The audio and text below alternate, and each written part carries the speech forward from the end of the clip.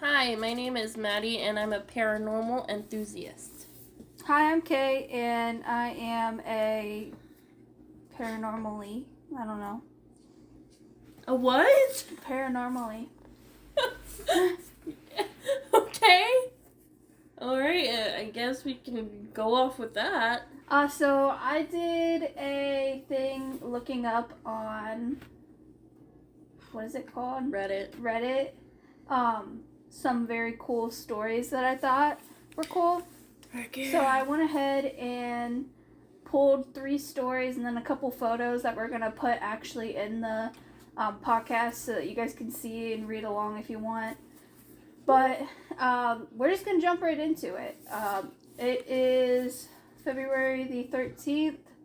This will probably be posted sometime in the next week. So this first story is posted by Unusual Object 6543, and it's under the paranormal subreddit. Yeah. Look at me, I'm doing good.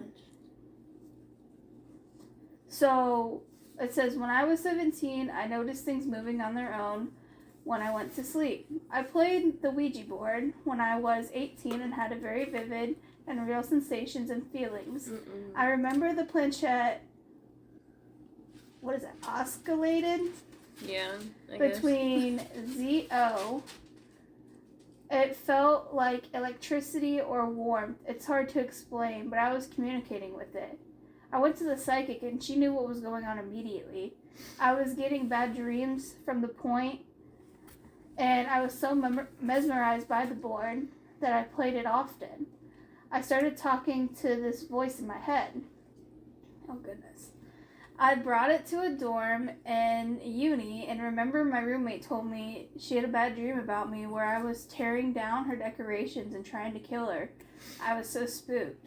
Ever since then, I've had a rough time getting diagnosed with schizoaffective bipolar disorder, and at one point, an addiction to weed and alcohol. Things are getting better now, but I'll never forget what happened to me. What's schizo? Schizoaffective bipolar disorder? Yeah. I'm assuming they're seeing stuff. Oh, wow. I don't know. Can we look it up? Yeah, I'm gonna look it up real quick. First off, Ouija boards are scary. And the person that came through, I don't want to say it, but the Z and the O. Yeah, I'm not saying that repeating, either. That's crazy. That's pretty much That's a demon. A demon. Yeah. I've seen that name a lot with the Ouija stories. Yeah. And it's like a very bad one, and it will go back and forth, like very fast. Yeah, that's crazy. It's scary. So what is schizoaffective? It says schizoaffective bipolar disorder is a mental health condition that combines symptoms of schizophrenia and bipolar disorder. Okay, so that makes sense. That could be. So that's like mania and the visual and auditory hallucinations as well. Yeah, it says hallucinations, delusions, disorganized thinking and speech, along with manic episodes. Yeah, manic episodes, depressive episodes.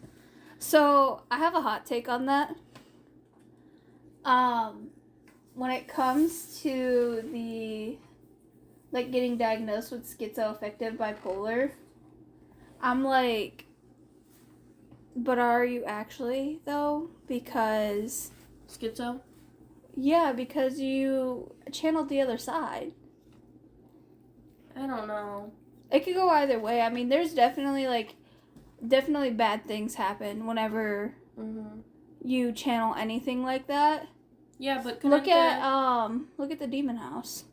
But couldn't the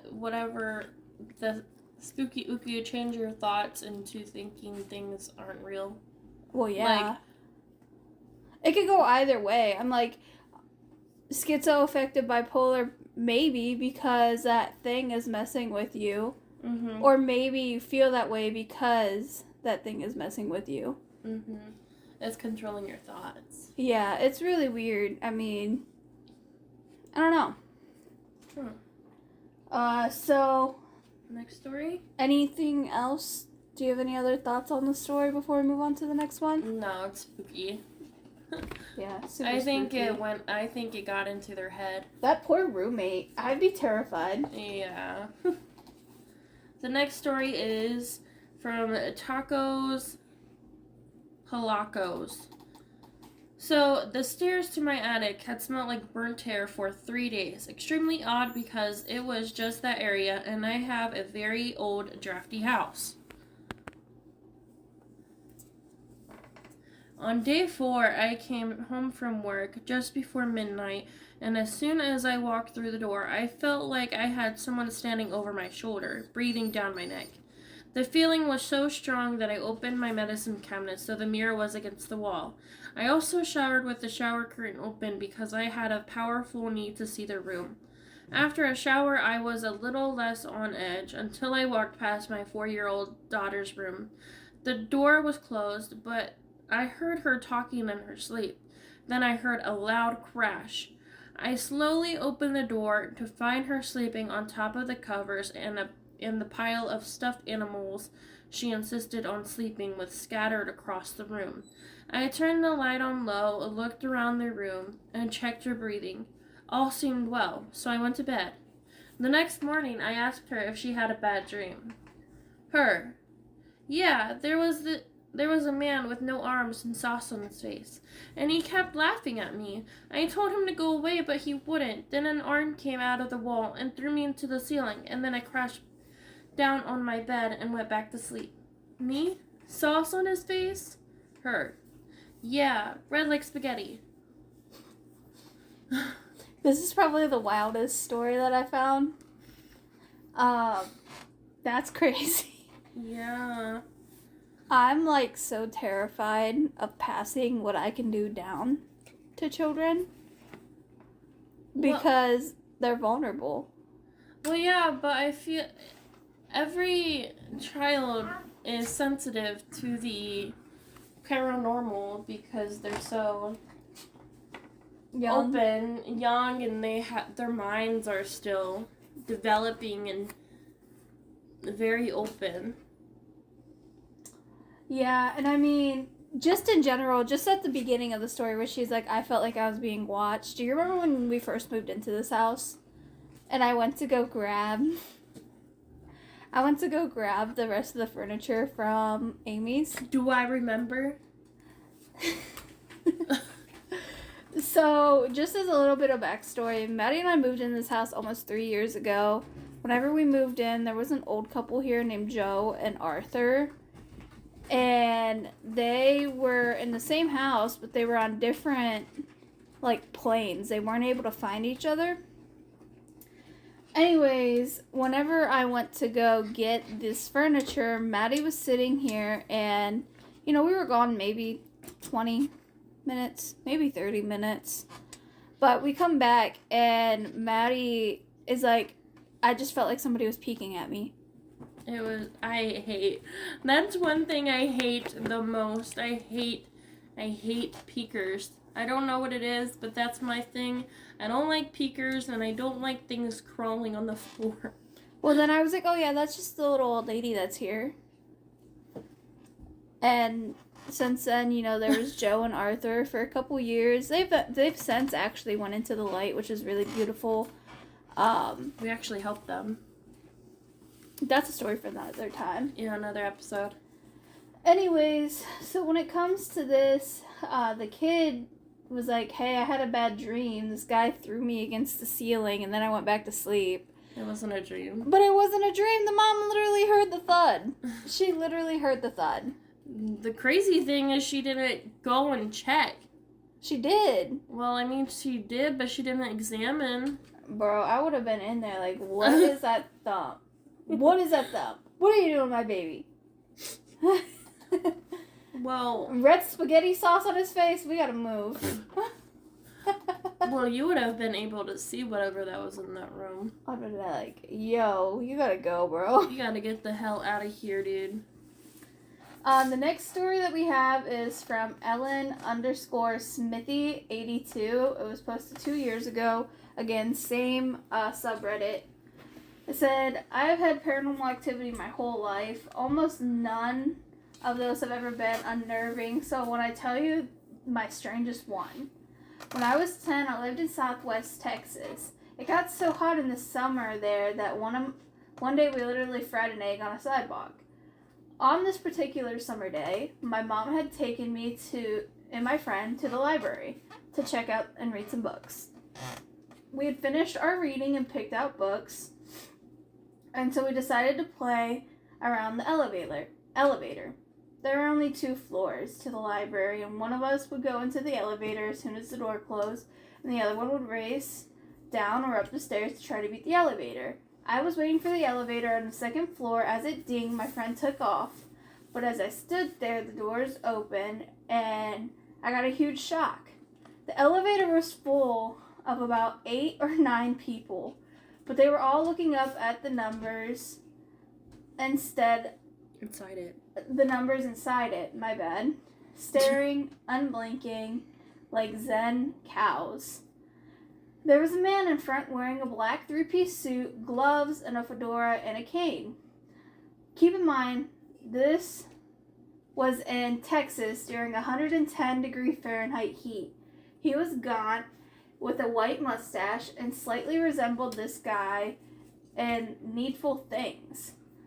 He smiled wide when he saw me, and he said in a voice that I'll never forget, "There's room for one more."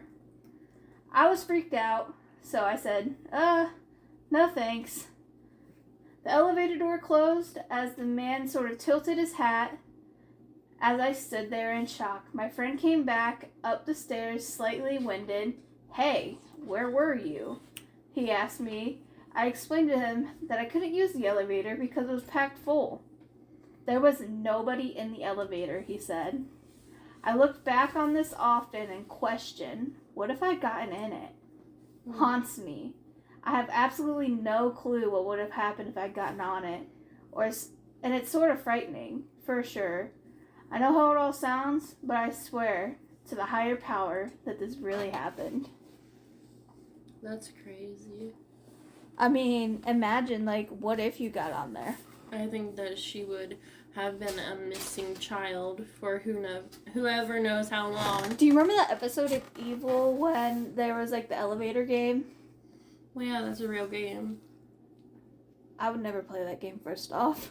But that reminds me of, the elevator game. Yeah, but it's just like Elisa Lamb's. I don't know what that is. Elisa Lamb, she was found in the hotel water tank. Oh. I do know who that is. Yeah, and there's surveillance video, footage of her in the elevator, and she looks paranoid, to say the least. Yeah, I just think that that's a very crazy story. I believe it, though. I mean, there is a lot of just random places and ways that people can gang up together. And spirit. I don't think that they were trying to hurt that person. Do you think it was spirit, or do you think it's what's it called? Where there's multiple universes. Like the multiverse? I don't know. No. I can't think of the word on top of my head right now. I was like, no. Like a glitch in the matrix kind of thing. No, I don't think so. So the next thing that we're going to pull up is going to be a photo. It's titled A Ghost Child by Matthew Summers. Is it me? Yeah. Oh, okay. This photo looks rather ordinary, so you may guess why I included it on the list of the really ghost images. The photographer, Matthew Summers, didn't notice at first anything odd as well, but when he zoomed in, he saw a little girl between the legs of the GALS on the left. Ciaran O'Keefe, who claims to be a parapsychologist and takes part in the TV show Most Haunted, suggested that there is no apparition in the shot. It is the result of pareidolia. which means that people are inclined to perceive random objects and patterns as faces. So, Well, I literally don't think that could be any sort of background thing to make it look like that. That is literally a little girl's face. yeah, I mean, you can see the eyes, the nose, the lips. Maybe that's why the little girl in the picture is so, like, upset and crying. Maybe she saw that little girl and maybe she scared her or something. Maybe. I'm not sure. I just, I don't think it's fake. I would definitely, like to hear other people's opinions on it. But, like, if you zoom into it, like, can you zoom in? No, I can't. That's a little girl's face. Like, there's the eyes, the eyebrows, the nose, the mouth. Like, that's wild. That's a person. Yeah. And, like, why would it be, like, if you're trying to make it into something that it's not, why wouldn't it be, like, up here? Mm-hmm. Or, like, on the other side. It's, like, right in the middle. Plus, it was back in 2008. I don't think they had that kind of technology yet to be doing that sort of... I mean, maybe, but I don't think so. Like, not with this kind of photo, at least. You know what I mean? Mm-hmm. So, yeah, we would definitely like to hear your guys' thoughts on that. Yeah. And then the last thing that I have is a picture of Timmy. So this is supposed to be Timmy? This is supposed to be the ghost of Timmy. Who's Timmy? I can't remember where he's from, but I found him on some of the most paranormal sites, the most paranormal photo sites. So if you can see this, it looks like somebody's like kind of peeking out of the corner. It kind of gives me the heebie-jeebies because their eyes are black. I actually don't really like looking at it. Where's the eyes? Right here. I don't really like looking at it. That's okay. I'm just trying to figure out. Look, nose bridge, eye, mouth. Oh. So I really, really don't like looking at it because it looks pissed off to me. Okay, can you zoom out so I can see it all together now? Because, like, you don't gotta look at it. What I was seeing was not that. What were you looking at? I thought it was, like, someone's, like, half sticking out. I didn't think it was the whole... No, it's like, look.